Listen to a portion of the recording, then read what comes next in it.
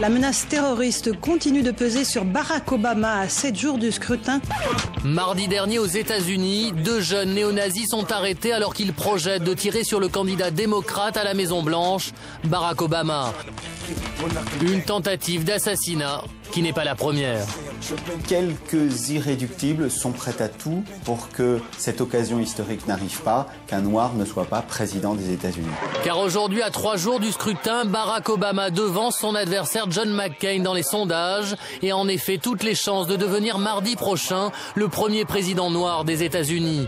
Une situation historique mais qui en fait aux yeux de certains l'homme à abattre.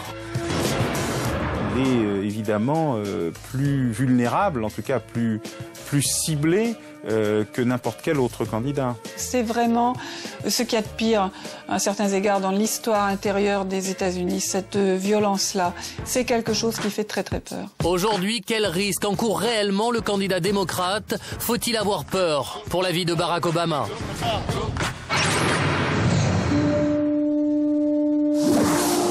Jeudi dernier, voilà ce que les Américains découvrent à la télévision.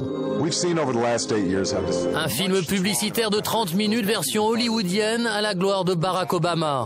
Budget total, 50 millions d'euros. Car aujourd'hui, à 3 jours du scrutin, avec son trésor de guerre et une pole position dans les sondages, le candidat démocrate n'a jamais été aussi près de la Maison-Blanche.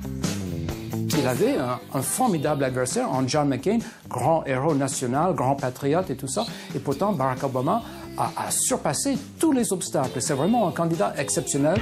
Pourtant, malgré son avance, un élément pourrait réellement jouer en défaveur de Barack Obama lors du scrutin. Sa couleur de peau, une question ultra sensible aux États-Unis. Vous imaginez si notre pays devient entièrement noir? Quand un nègre se présente au poste de président, c'est forcément un second couteau. Une vision qui glace le sang et qui pourtant est insidieusement utilisée par l'adversaire de Barack Obama, John McCain. Exemple lors du débat entre les 2 candidats le 7 octobre dernier. Vous savez qui a voté la loi sur l'énergie? Celui-là. Alors que moi, j'avais voté contre. On a vu John McCain apostropher Barack Obama en l'appelant « that one », celui-là ou cela, comme si presque il n'était pas humain ou comme s'il n'appartenait pas à la race humaine. Peut-être que ça n'aurait pas arrivé si Barack Obama était blanc. Je pense qu'il y a des électeurs américains qui auront un doute au dernier moment, qui verront qu'Obama est noir et qui se diront est-ce qu'on peut lui faire confiance, est-ce qu'il est vraiment l'un des l'autre. Un comportement extrémiste qui pourrait bien le défavoriser le jour du scrutin, et peut-être même pire. Mardi dernier, 2 jeunes néo-nazis de 18 et 20 ans sont arrêtés. Le projet qu'ils allaient réaliser est effrayant. La police a arrêté 2 jeunes néo-nazis qui apparemment projetaient de faire un carnage dans une école noire, puis ensuite d'assassiner le candidat noir et ensuite eux-mêmes de se suicider. Et ce n'est pas la première fois qu'un complot contre Barack Obama est déjoué. 3 hommes viennent d'avouer à la police qu'ils projetaient de tirer sur Barack Obama. Fin août dernier, 3 hommes sont arrêtés à Denver. Là aussi, leur ambition était simple. Oui, on était là pour faire ça, pour l'assassiner. Mon copain a dit un jour qu'il ne pouvait pas croire qu'un noir devienne le chef du pays. Barack Obama recevrait en moyenne 1 menace de mort par jour. Aujourd'hui, près de 100 000 Américains sont affiliés à des mouvements d'extrême droite racistes ou néo-nazis comme le Ku Klux Klan. Mais ce sont les cas isolés les plus dangereux. L'essentiel des assassinats commis aux États-Unis sont systématiquement des individus extrêmement isolés qui ont réussi à acquérir des armes parce que la facilité existe et qui n'appartenaient à aucune organisation véritablement structurée. L'histoire des États-Unis a montré que les risques sont réels pour les figures emblématiques comme Barack Obama. Dans les années 60, Malcolm X se pose comme le défenseur des Noirs. Les gens dans ce pays sont coupables des crimes dont souffre mon peuple. Il est assassiné en 1965. Et en 1968, le pasteur Martin Luther King, défenseur de l'égalité raciale.